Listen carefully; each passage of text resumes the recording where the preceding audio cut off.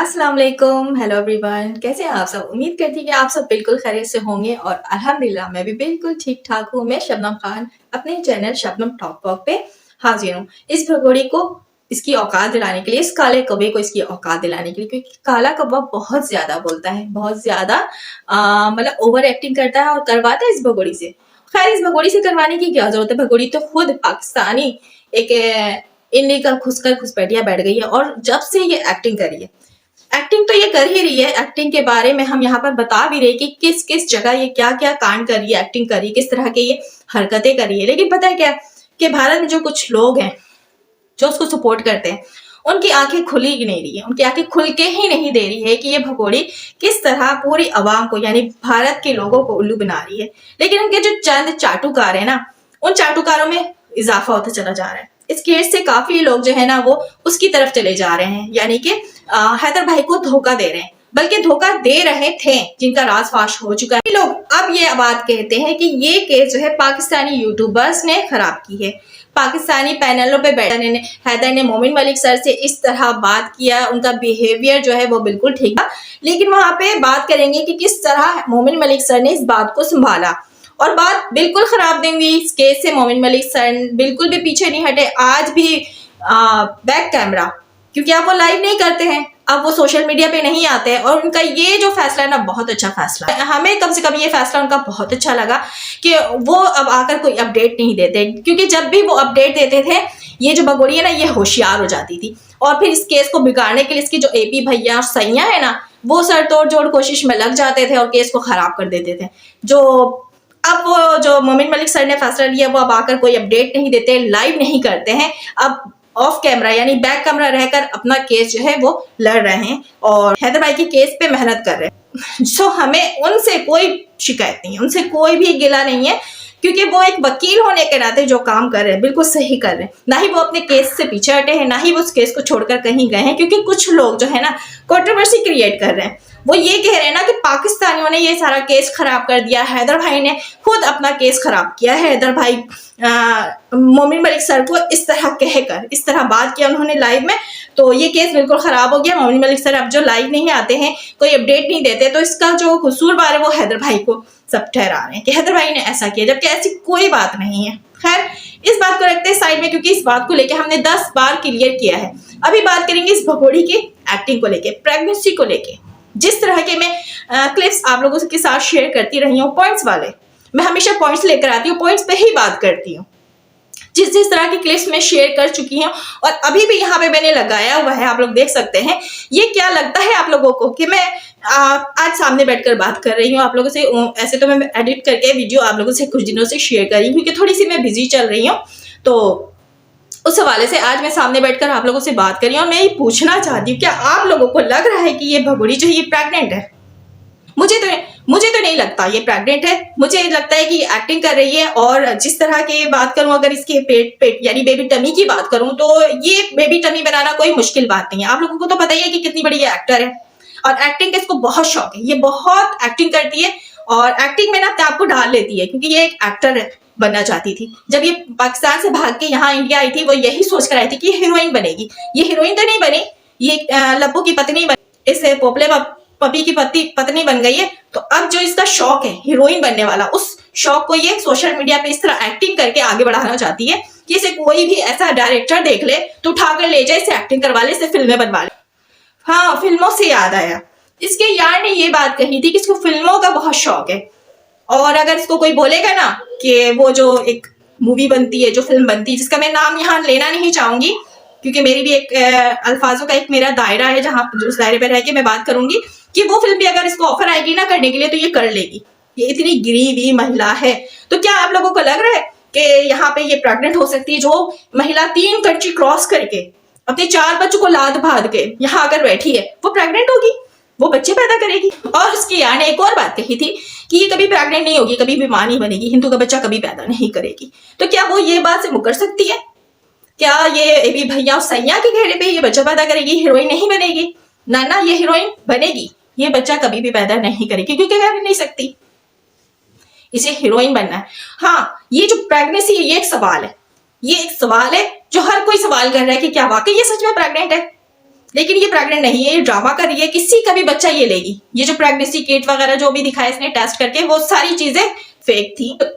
कोई भी चीज की वहां पे अपनी नहीं है, ना ही वो शादी लीगल है, ना ही इसका मुल्क वो अपना है। तो ये जो सारी चीजें दिखा रही है सब झूठी है, सब झूठी है, क्योंकि इसको वहां पे चाहिए नागरिकता। ये नागरिकता का सारा खेल है, गेम है कि वो बच्चा पैदा नहीं कर रही है, वो नागरिकता पैदा कर रही है, आधार कार्ड पैदा कर रही है, तो उसको नागरिकता चाहिए। योगी जी, मोदी जी, मुझे कब ऐसे घूमने को मिलेगा, मैं कब बाहर जाऊंगी, जो मैं चोरी छुपे आधी रात को जाती हूँ तो मैं कैसे खुलेआम घूमूंगी, फिर जब मुझे नागरिकता मिल जाएगी तो फिर कैसे मैं भारतीयों की बैंड बजाऊंगी। जैसे अभी मैं चार दीवारी में रहकर उनके सरों पर तांडव कर रही हूँ, तब मैं तो आजाद रहकर उनके सरों पर तांडव करूंगी।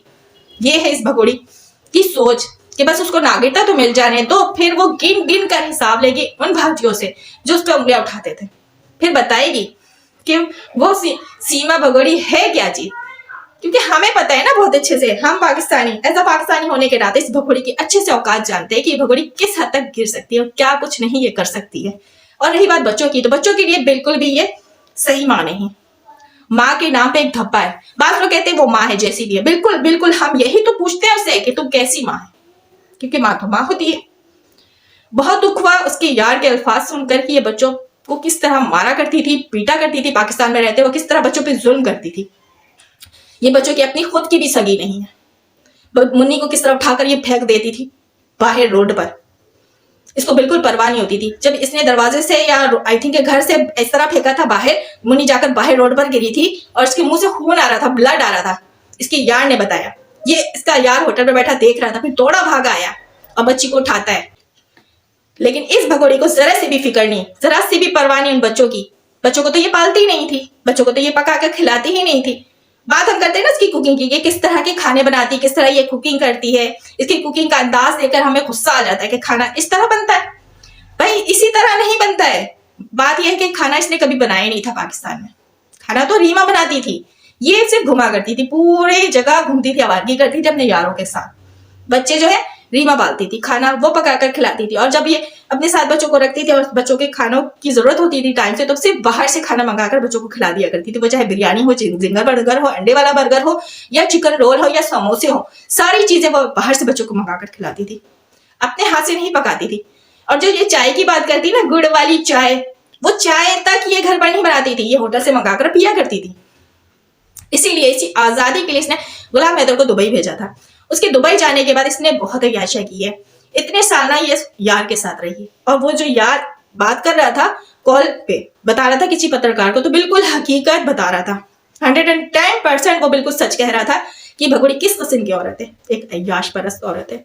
वो कह रहा था कि जब हम रास्ते पे चलते थे तो इसको इतनी भी शर्म नहीं होती थी, रास्ते में हाथ पकड़ती थी, हाथ पकड़ लेती थी। बोली मैं मर्द, बोल रहा है मैं मर्द हूँ, मर्द होने के हिसाब से मुझे तो शर्म नहीं आनी चाहिए। मैं शर्म खा जाता था, लेकिन वो जो है शर्म नहीं खाती थी, उसे शर्म नहीं आती थी, और आंखों में आंखें मिलाकर लोगों को देखती थी, घूरती थी माने रिझाने के लिए। तो वही सारी चीजें तो यहाँ पे भी ये करती है कि नहीं करती है, किस तरह दाएं दिखाती है, इसे जरा सी भी शर्म आती है। अभी जब ये प्रेग्नेंट होने का नाटक कर रही है तो ये अपने आप को कवर कर रही है, ढाक रही है, छुपा रही है। क्यों? प्रेग्नेंट है तो दिखाओ, क्योंकि ये तो ऑलरेडी अपनी बॉडी दिखा चुकी है, बॉडी पार्ट्स इसके सारे हिंदुस्तानी इसके चाटुकार देख चुके हैं। देखते हैं कि नहीं देखते? जब ये हिंदुस्तान आई थी और इसको जब एबी भैया सैया ने सपोर्ट करना शुरू किया था, तो फिर ये छोटे छोटे कपड़े पहनने शुरू कर दी थी, जैसे कि साड़ी। इसको साड़ी पहनने का बहुत शौक है। साड़ी के साथ जो ये ब्लाउज वेयर करती थी, कितने बेहुदा तरीके वाले ब्लाउज होते थे इसके, खुले खुले इसके नेक होते थे, छोटे छोटे ये ब्लाउज पहनती थी, स्लीव्स के छोटे से होते थे, पूरे बाजू इसका नजर आ रहा होता था, और ये बड़ी कॉन्फिडेंस से लाइव में बैठकर लाइव किया करती थी। इसे जरा सी भी शर्म नहीं आती थी, छुपती थी तो पूरा नेक नजर आता था इसका, तब इसे शर्म नहीं आती थी, इस काले कौवे को हया नहीं आती थी कि तुम लाइव में बैठती हो तो अपने आप को कवर करके बैठा करो, ढाक कर बैठा करो। नहीं, मैं एक सनातनी हो गई हूँ, सनातन धर्म में आने का ये मतलब होता है क्या? भाई हम आपसे सवाल करें सनातन लोगों से, क्या ये मतलब होता है कि अपनी बॉडी पार्ट्स शो करो, दिखाओ? नहीं, मुझे भी पता है कि नहीं होता है। एक दायरा होता है, हदूद होती है। सनातन धर्म में आ गई हूँ, अब कहती है मैं इस घर की बहू हूँ, बहू लोग इस तरह कपड़े नहीं पहनती, मुझे अच्छे खुले खुले कपड़े दिखाना। तो तब तू बहू नहीं थी जब तू खुले खुले गले के कपड़े पहनती थी, लाइव में बैठा करती थी, पूरे पूरे बॉडी पार्ट्स तेरे नजर आते थे, तब तो सनातन धर्म में नहीं थी, या तो तब तो हिंदुस्तान की बहू नहीं थी, तब वो मीना फैमिली की तो बहू नहीं थी। अभी तो लोगों को बताती है, दिखाती कि मैं सनातनी हूँ, मैं हिंदू धर्म में आ गई हूँ और मैं इस घर की बहू हूँ। इसलिए मुझे खुले खुले कपड़े देना। और अभी जो तू कवर होकर दिखाती है और ये बताती है, कहाँ की सनातनी, तो तेरे प्याज का तो फजीता अभी हो गया, तेरी चमची चाची ने फजीता कर दिया, अच्छी तरह से फजीता कर दिया। उससे कुछ महीनों पहले तेरे लहसुन और प्याज का फजीता हुआ था, पकोड़ों का।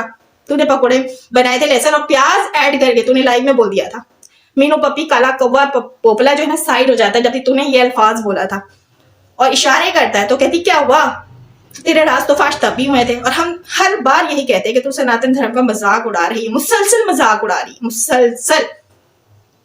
तू सनातनी नहीं है, सनातन धर्म का चोला पहनी हुई है कि तुझे वहां पे नागरिकता मिल जाए, बस इसलिए। ये योगी जी मोदी जी जो पुकारती रहती है ना, सिर्फ तुझे नागरिकता चाहिए, तुझे बस एक नागरिकता मिल जाए, फिर देखना किस तरह तांडव करती है तू, किस तरह तू खुलकर और सामने आएगी। अभी तो आधी खुली है, तो ये हाल है। मतलब ऐसा लगता है ना दुनिया की वाहिद तरीन बेगैरत औरत में से तू एक है। जितना तुझे बोला जाए, जितना तुझे धोया जाए कम है। हम तो थक गए बोल बोलकर। खैर बात ये करेंगे कि ये बिल्कुल भी प्रेग्नेंट है, इसकी प्रेगनेंसी फेक है। जितने भी क्लिप्स हम यहाँ पर पॉइंट्स लाकर रखते हैं, इस पॉइंट्स में अगर आप लोग पॉइंट्स को नोट करें और रियलिटी को अगर देखें कि एक महिला जब प्रेग्नेंट होती है तो इस तरह कूदती, उछलती, फांदती, लचकती, मचकती, डांस करती बिल्कुल भी नहीं। अगर सीढ़ियां भी चढ़ेगी ना तो वो सहारा लेके चढ़ेगी, जिस तरह ये सीढ़ियां चढ़ती है बिना सहारे के सीधा चढ़ जाती और बड़ी तेज कदमों से चढ़ती। तो 6 मंथ 7 मंथ प्रेग्नेंट औरत इस तरह नहीं चढ़ती। बस यही तक की थी आज की मेरी वीडियो। आई होप कि ये छोटी मोटी सी आज वीडियो मैंने आप लोगों से शेयर की पसंद आई तो पसंद आए तो जल्दी से लाइक कीजिए, सब्सक्राइब कीजिए और कमेंट्स जरूर कीजिएगा, अपनी राय जरूर दीजिएगा। दुआ में याद रखिएगा। अल्लाह हाफिज।